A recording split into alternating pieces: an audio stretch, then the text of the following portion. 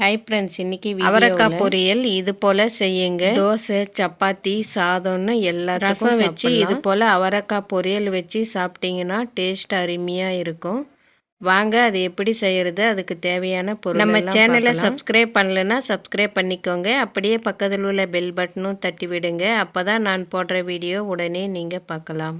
அவரைக்காய் பொரியல் செய்ய அதுக்கு 1/4 கிலோ அவரைக்காய் எடுத்து 2 பக்கம் முனையும் கிள்ளிட்டு கழுவி எடுத்து வச்சிருக்கேன். இந்த அவரைக்காயை பொடிசா கட் பண்ணி ஒரு பக்கம் எடுத்து வைக்கலாம், இருக்கட்டும். அடுத்ததா அடுப்புல ஒரு பாத்திரம் வச்சு தேவையான அளவு எண்ணெய் சேர்த்து, எண்ணெய் காஞ்சதும் 1 ஸ்பூன் கடுகு சீரகம் உளுத்தம்பருப்பு சேர்த்து, கடுகு சீரகம் பொரிஞ்சு வந்ததும் 2 காஞ்ச மிளகாய் சேர்த்து லைட்டா செவந்து வந்ததும் கூடவே ஒரு 2 கொத்து கருவேப்பிலை சேர்த்து, கூடவே மீடியம் சைஸ் 2 வெங்காயம் கட் பண்ணி சேர்த்துக்கோங்க.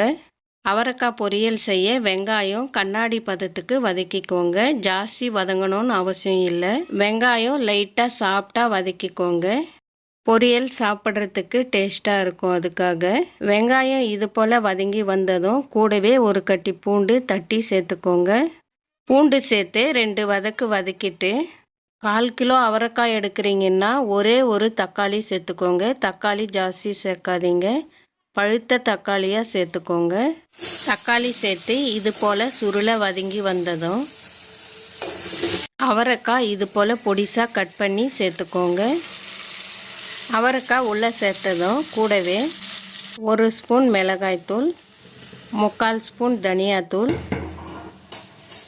1/4 டீஸ்பூன் மஞ்சள் தூள், 1/4 டீஸ்பூன் பெருங்காயத்தூள், மிளகாத்தூள், மஞ்சள் தூள், தனியாத்தூள், பெருங்காயத்தூள் சேர்த்ததும் அடுப்பு அனல் கம்மியாக வச்சு தண்ணி சேர்க்காம எண்ணெயிலேயே 4லேருந்து 5 நிமிஷம் வதக்குங்க.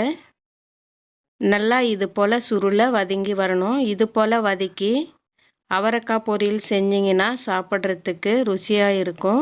அவரைக்காவை இது போல் நல்லா வதக்கிட்டு அவரைக்காய் வேகிற அளவு மட்டும் தண்ணி சேர்த்துக்கோங்க. ஜாஸ்தி தண்ணி சேர்க்காதீங்க. காய் முழுகிற அளவுக்கு சேர்க்காதீங்க. அதுக்குன்னா கொஞ்சம் கம்மியாக சேர்த்துக்கோங்க. பாருங்கள், வீடியோவில் காமிச்சிருக்கிற மாதிரி இந்த அளவு தண்ணி சேர்த்திங்கன்னா அவரைக்காய் வேகிறதுக்கு தண்ணி சுண்டி வரத்துக்கு கரெக்டாக இருக்கும். பாருங்கள், இது போல் தண்ணி சேர்த்துக்கோங்க.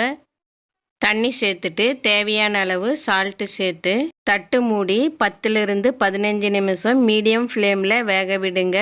இடையில கலந்து கொடுங்க. தட்டு திறந்து 4-5 முறை தட்டு திறந்து கலந்து கொடுத்து வேக விட்டுருக்கேன். பாருங்கள், தண்ணியெல்லாம் சுண்டி அவரைக்காய் பொரியல் இது போல் இருக்கும். அவரைக்காய் நல்லா வெந்திருக்கான்னு செக் பண்ணி பார்த்துட்டு கலந்து கொடுத்து பொரியலுக்கு தண்ணியெல்லாம் இது போல் வற்றி வந்ததும் அரை மூடி தேங்காய் துருவி எடுத்து வச்சுருக்கேன், அதை சேர்த்துக்கலாம். பொரியலுக்கு தேங்காய் சேர்க்கும்போது ஃப்ரெஷ்ஷான தேங்காய் சேர்த்துக்கோங்க. அப்போ தான் பொரியல் ருசியாக இருக்கும். தேங்காய் துருவல் சேர்த்து அடுப்பு அனல் ஜாஸ்தி வச்சு 1 நிமிஷம் கலந்து கொடுத்து ஸ்டவ் ஆஃப் பண்ணிவிடுங்க. கடைசியாக கொத்தமல்லி கொஞ்சமாக சேர்த்து ஸ்டவ் ஆஃப் பண்ணிவிடுங்க.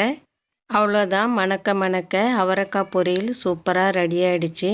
இது போல் அவரைக்காய் பொரியல் செஞ்சிங்கன்னா சாதம், சப்பாத்தி, பூரி, தோசைக்கெல்லாம் போட்டு சாப்பிட சூப்பராக இருக்கும்.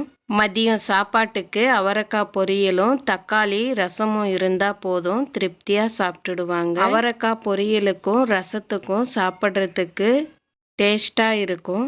சூடாக சாதம் வடித்து தட்டில் 2 கரண்டி சாதத்தை போட்டு அவரைக்காய் பொரியல் வச்சு கூடவே ஒரு அப்பளம் வச்சு தக்காளி ரசம் ஊற்றி சாப்பிட்டிங்கன்னா அவரைக்காய் பொரியலுக்கும் தக்காளி ரசத்துக்கும் சாப்பிட்றதுக்கு ருசியாக இருக்கும்.